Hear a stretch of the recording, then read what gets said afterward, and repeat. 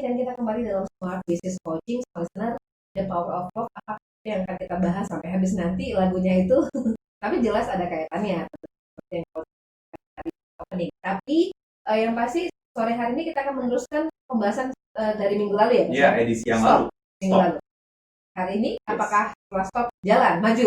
Iya, nah stop itu kan Mbak Ica untuk bagaimana kita mengevaluasi gitu ya, untuk kita bisa membuat plan. Nah, jadi ketika mau action, ya berhenti sejenak itu akan lebih oke, ya. Itu sesuatu yang membuat teman-teman itu ya bisa introspeksi, bisa menyiapkan sesuatunya. Cuma kalau hanya stop dan langsung action, itu kurang afdol, ya. Harus ditambah mental bangkitnya. Nah, karena saat mulai berjalan kembali di bisnis itu kan sesuatu yang kebiasaannya awalnya mungkin di rumah. Gitu. Nah, itu sangat menantang, gitu ya. Banyak teman-teman pengusaha yang sharing ke coach ya, untuk memulai aktivitas di new normal ini tidak mudah. Gitu.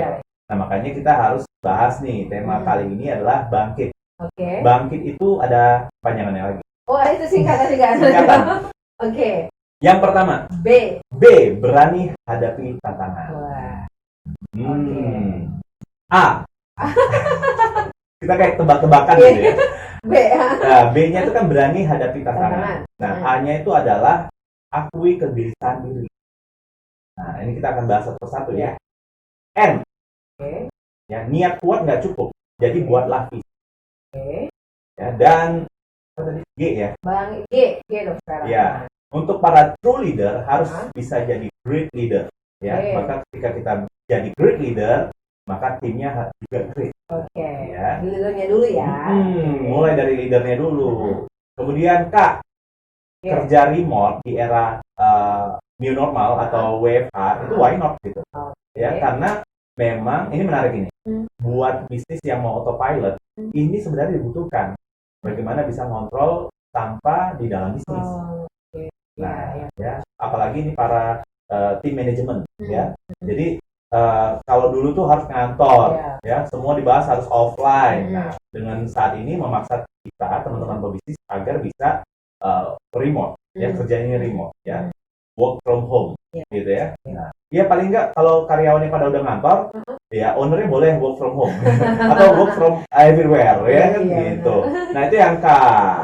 I, inovasi bisnis di tengah krisis. Ya, yang T, ini yang sangat dibutuhkan, yaitu adalah tangguh dan terpercaya. Karena iya, kita tuh sebagai pebisnis ya sangat dilihat ya oleh pelanggan, oleh stakeholder gitu, oleh karyawan, maka harus punya performance terbaik. Ibarat kata kayak petinju ya, di atas panggung, di atas ring itu udah harus menunjukkan kinerja dan performance terbaik. Karena ditonton oleh banyak orang.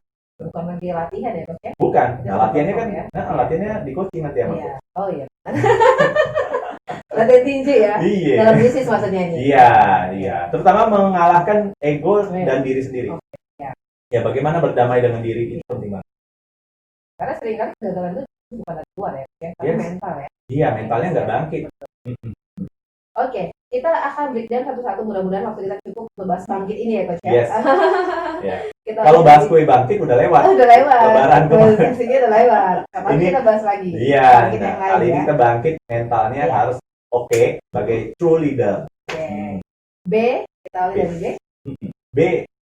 B adalah berani hadapi tantangan. Nah, ini simpelnya ya, kita langsung solusi praktis ya. Teman-teman silakan sediakan alat tulis ya yang sedang di jalan, mungkin boleh di record atau mungkin nah, nanti teman-teman ya tulis, ini latihan ya, latihan. Tulis tantangan eksternal Anda ya. Apa aja sih tantangan eksternal Anda? Silakan di situ mau nyalahin ya. Mau alasan-alasanin gitu ya. Mau menghakimi ya. Silakan tuangkan di tulisan itu ya, di alat tulis ya, kertas ya. Nah, kemudian setelah menuliskan tantangan eksternal, tuliskan tantangan internal. Ya, teman-teman ya, smart listeners dan teman-teman pebisnis harus fokus menyelesaikan tantangan internal. Apa yang teman-teman harus lakukan ya untuk memperbaiki internal teman-teman ya sehingga mampu menghadapi eksternal, jadi tantangan eksternal. Nah, ini yang penting. Dan kali ini memang dengan menuliskan ya kita itu bisa fokus untuk memberikan solusinya ya. Nah, kenapa manusia itu harus menuliskan sesuatu di dalam pikirannya untuk menemukan solusi? Karena dari mind to muscle. Jadi dari pikiran kita dikeluarin dulu. Ya, biar clear dulu nih, ya netral. Dia keluarin problemnya di atas kertas gitu ya. Kemudian from muscle, otot mata maksudnya, ya back to mind. Nah, pengetahuan Anda, experience Anda itu jawabnya apa untuk solusi. Nah, kalau teman-teman butuh metodologi, silakan bisa bertanya kepada seorang coach ya, atau belajar lagi lah gitu. Karena memang coaching itu metodologi dan implementasi untuk mendampingi reedukasi teman-teman dalam membangun bisnis gitu ya. Nah, kalau kita panggil karyawan atau mungkin teman yang mungkin tidak begitu paham di bisnis ya, mungkin jawabannya tidak bisa sesuai dengan harapan teman-teman gitu. Ya, jadi carilah expert, carilah ahlinya untuk teman-teman bisa bareng-bareng membahas solusi yang praktis ya dan menjawab tantangan itu. Artinya yang pertama setelah dia tulis kita hadapi. Bagaimana sih kok cara memiliki keberanian untuk menghadapi setelah kita tahu nih ya apa yang ditantang selama. Bagaimana exercise lah ya untuk membuat kita berani. Benar banget Mbak. Natural ya, semua orang punya ketakutan, punya fear ya. Tapi itu adalah bagian dari gift-nya kita untuk kita bisa bersiap-siap, bisa berhati-hati atau belajar sesuatu yang baru. Jadi kalau misalnya kita cuma ngandalin bagian dari otak itu kan ada yang responnya fight or flight or freeze. Gitu. Kemarin ya minggu lalu kita udah bahas ya. Nah, ini respon yang dibutuhkan, tapi belum tentu efektif untuk di bisnis Anda saat menjawab tantangan itu. Nah, kalau misalnya ada kondisi new normal atau bisnis Anda jelas tidak normal ya saat ini ya, belum normal gitu ya. Iya. New normal itu kan kenormalan baru gitu ya. Ya pasti harus ada penyesuaian ya, termasuk omset gitu. Jadi jelas faktanya bisnis Anda belum normal ya yang kena dampak Covid. Ya, di situ kalau responnya pakai freezing gitu ya, membeku ya, nggak ngapa-ngapain, ya udah lockdown terus gitu ya. Kemudian yang kedua kalau kita fight, ya semua pokoknya saya bisa deh gitu, ya dihadapin dengan senyuman, ya tapi nggak pakai masker, harusnya hadapinnya pakai masker ya, hand sanitizer gitu ya, dengan PSBB yang benar gitu ya. Ya rupanya nggak, konyol sendiri gitu. Atau flight, ya dia malah pergi gitu ya, mengabaikan ya, buat bisnis baru yang terkesan menguntungkan sesaat gitu ya, peluangnya bagus nih, opportunity seeker nih. Nah, tapi bisnis yang sebelumnya belum diselesaikan, belum diberesin, nggak dicari solusinya. Nah, gimana carinya? Menuangkan tadi di alat tulisan, ya, exercise, ya, di brain gym, gitu ya. Nah, ayo, otak Anda, ya, menjawab apa terhadap tantangan ini? Itu dulu. Maksudnya otak di sini adalah pola pikir, pola diri, dan pola tindakan apa yang Anda perlu lakukan. Ya. Nah, di sini Anda butuh internal, intellectual quotient dan emotional quotient. Ya, jadi menentukan sikap, ya, menentukan respon dari sisi intelektual itu menentukan. Nah, tapi ketika Anda memiliki kendala untuk itu, mungkin di sini lah butuh peran coaching kan?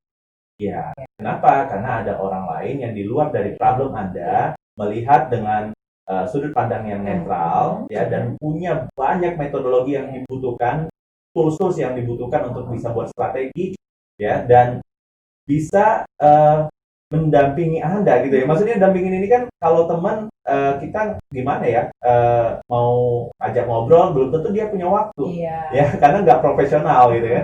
Nah, kalau sama seorang coach yang profesional ya udah setting waktunya, ngobrol 1 jam nggak sampai dia punya inovasi bisnis yang luar biasa, dan itu memang nyata. Terus kemarin baru aja ya, malah di COVID COVID-19 era ini ya, corona atau new normal ini, terus dapat teman yang datang itu 2 orang klien ya.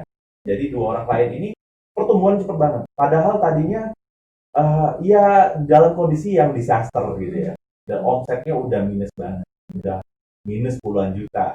Nah, akhirnya mau trust dengan metode coaching ya, metodologi coaching, akhirnya kita sepakati ya, kita buat program coachingnya ya. Kemudian sesi pertama langsung punya ide, coach, thank you so much, saya udah merasakan transformasi.